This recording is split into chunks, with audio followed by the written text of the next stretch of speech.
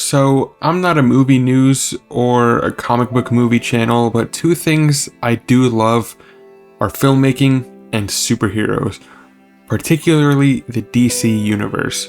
My childhood has been filled with the Dark Knight trilogy, Justice League cartoons, and so many games and different kinds of art forms regarding the DC product.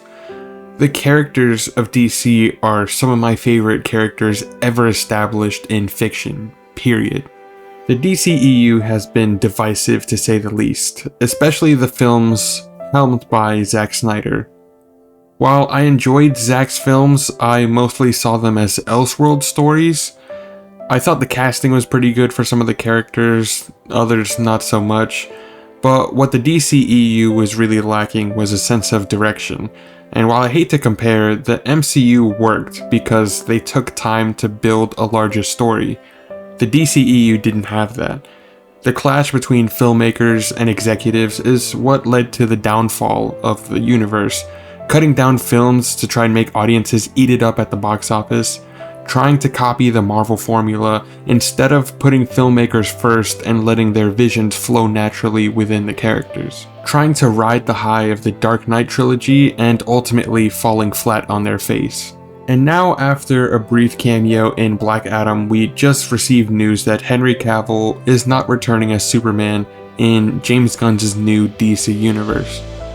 While I think he was great casting, Cavill never truly got the chance to shine as Superman. It's hard seeing an actor with so much love and passion for a character ultimately get sidelined, kinda like another actor I know. But these things happen. Promises that eventually turn to dust, unfinished storylines, hope for a future that never was. But if there's anyone I trust at the top of the DC universe, it's James Gunn. A while back we got the news that James Gunn would be the co-CEO of DC Studios, and I don't think they could have chosen anybody better. James Gunn is a filmmaker that I have a ton of respect for. He puts characters first. Guardians of the Galaxy, Peacemaker, The Suicide Squad, hell, even his movie Super, all of those stories prioritize character. Guardians of the Galaxy Volume 2 is my absolute favorite MCU film, and a huge part of that is how much the film focuses on its characters. Ego being a very personal villain for Star-Lord, Gamora and Nebula burying the hatchet between them, and Yondu teaching Rocket to accept and love his found family rather than pushing them away out of fear.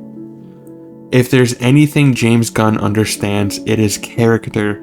While some people say he's too silly, he focuses too much on the humor, he's not funny, well, James Gunn knows which characters do and do not fit his style.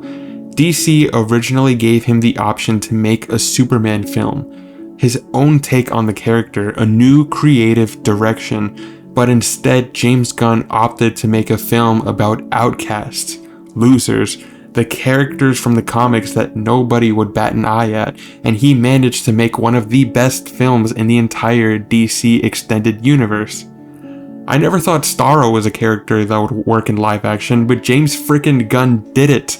The Madman made Starro work and made him a sympathetic character at that. Because that's what James Gunn does. Rocket Raccoon is a character I never thought I'd fall in love with, but James Gunn did that. I never thought a character who can summon rats would be the heart and soul of a film where the villain is a giant alien starfish, but James Gunn did that. James Gunn understands how to take the weird and wacky aspects of comic books and weave them into big emotional stories. While I believe Henry Cavill and Ben Affleck should have gotten another chance, one more film in the spotlight, I'd be lying if I said I wasn't excited for the future of DC. All this back and forth between a new era, Snyder's vision, and standalone films, it all just became a huge pile of nothing for Warner Brothers. If I were to be put in charge of DC, I would have made the exact same decision as James Gunn. The universe was in shambles, and while there were some fun parts, it was ultimately time for a change.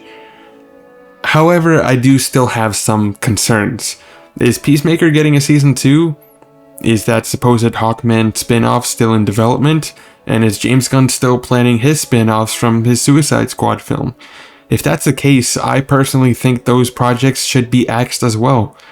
While films like Birds of Prey and Shazam set themselves apart from the rest of the DCU to tell their very own stories, they are still very much remains of DC's past.